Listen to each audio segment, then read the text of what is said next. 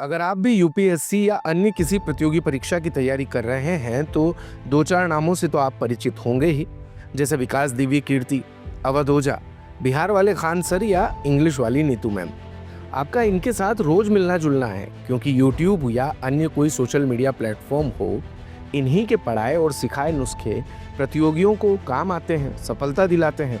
लेकिन अब इन्हीं अभ्यर्थियों के बीच लोकप्रिय एक शिक्षक यानी गुरुजी नेताजी बन गए हैं। जी हाँ, हम बात कर रहे हैं अवध ओझा की, जो अपनी क्लास में पढ़ाई के साथ साथ देश दुनिया की कई चीजें बताते हैं। वही अवध ओझा अब राजनीति में एंट्री कर चुके हैं। अवध ओझा अब आपके हो चुके हैं, हमारा मतलब है आम आदमी पार्टी के। खुद आपके राष्ट्रीय संयोजक अरविंद केजरीवाल ने उन्हें पार्टी की सदस्यता दिलाई है।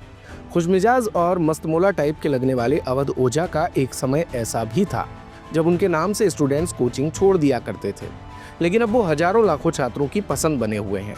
आज आपको बताएंगे इन्हीं अवध ओझा के लोकप्रिय होने से राजनीति में एंट्री करने तक की कहानी।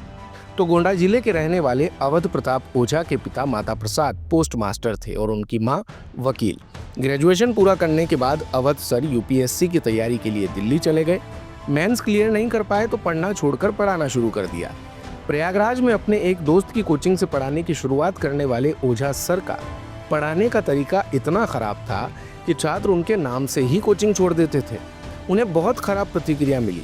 इसके बाद अवध ओझा ने अपने पढ़ाने के तौर तरीकों में बदलाव किया और फिर धीरे धीरे छात्रों के बीच लोकप्रिय होने लगे। मौजूदा समय में वो अपने पढ़ाने के अंदाज से ही छात्रों की पसंद बने हुए हैं। उन्होंने कई बड़े बड़े कोचिंग संस्थानों में पढ़ाया और फिर इकरा IAS के नाम से अपनी कोचिंग खोली।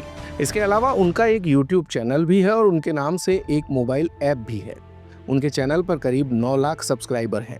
एक इंटरव्यू में उन्होंने बताया कि अनअकैडमी उन्हें 1 घंटे पढ़ाई के लिए करीब 1.5 लाख रुपए देता था। 2005 में वो दिल्ली आ गए और कई कोचिंग संस्थानों में पढ़ाने के बाद अपनी खुद की कोचिंग शुरू की। 2007 में मंजरी ओझा से उनकी शादी हुई थी। उनके 3 बेटियां हैं, बुलबुल, गुनगुन और पीहू। मीडिया रिपोर्ट्स के अनुसार उनकी कुल संपत्ति करीब 11 करोड़ रुपए है। एक इंटरव्यू में उन्होंने बताया था कि उन्हें सोशल मीडिया से कोई कमाई नहीं होती है। आपको बता दें कि हाल ही में दिल्ली के अंदर जब कोचिंग बेसमेंट के भीतर 3 बच्चों की मृत्यु हुई थी तो उस समय सड़कों पर प्रदर्शन कर रहे हजारों छात्रों ने अवध ओझा को भी निशाने पर लिया, जिसके बाद उन्होंने कई प्लेटफॉर्म पर अपनी सफाई भी पेश की। यूपीएससी टीचर और मोटिवेशनल स्पीकर अवध ओझा इससे पहले भी राजनीति में अपनी दिलचस्पी दिखा चुके हैं।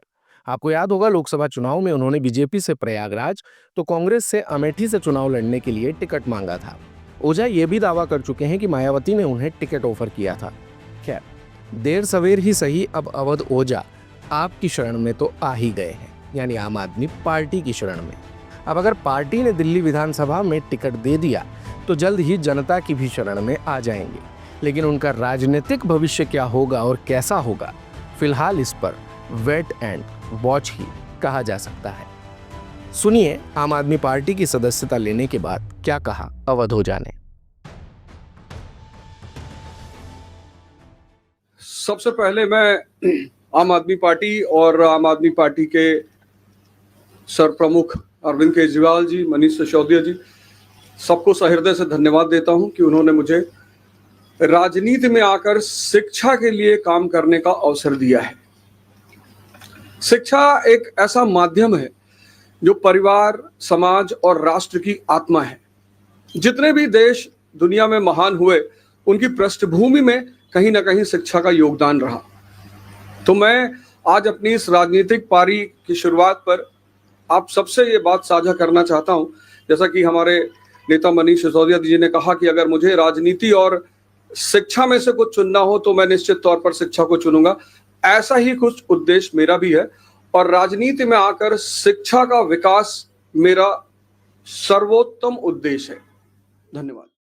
दिन भर की सारी अपडेट्स के लिए सब्सक्राइब करें भारत कवरेज को और हाँ, बेल आइकन दबाना ना भूलें ताकि आप रहे अपडेटेड हमेशा।